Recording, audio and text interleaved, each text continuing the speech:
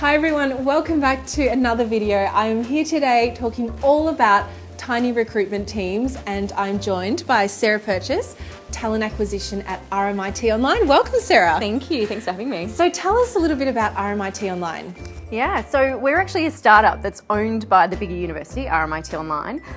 So fully funded by it, but we're really different. We're actually, a crazy startup with a big focus on short courses that are for people who are kind of looking to further their career or do something a little bit new or different, like blockchain or coding. Ooh, sexy topics. I love it. So we got you on today to talk from a tiny recruitment team perspective. How many people are there in your recruiting team? Just me.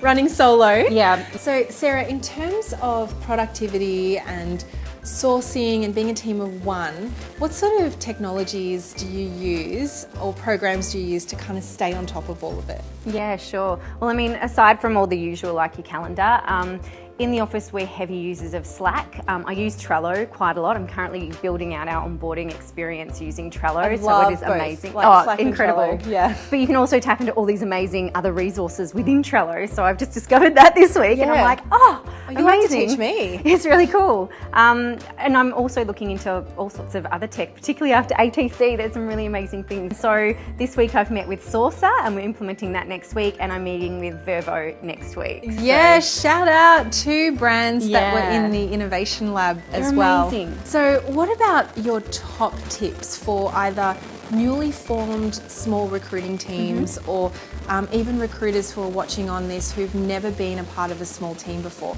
I think my biggest one, and it's probably been a learning curve for me because I'm really good at taking on everything. I don't like to share too much, but asking for help, because when you're a team of one and things get really busy, you can't do it all. Like, you just can't. So don't be afraid to reach out and share the load. Like, there's always things that people can help you with, whether it's booking interviews or doing references or, reading through resumes as well for their particular team. Like, get the team involved and get them excited. It's not just about you owning all of talent. Another tip, I guess, and probably something that's been really big for me this year, particularly since joining RMIT Online, is get yourself educated.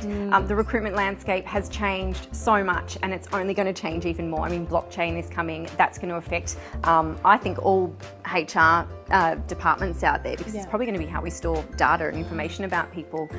Another big one would be get out there and network, go to all the events, because the people that you talk to in industry are more than willing to share what they're doing, what's working, what's not, and also new technology that they might be coming across. And the best way to kind of find out about how it's working is ask the people who are using it. Yeah, fantastic.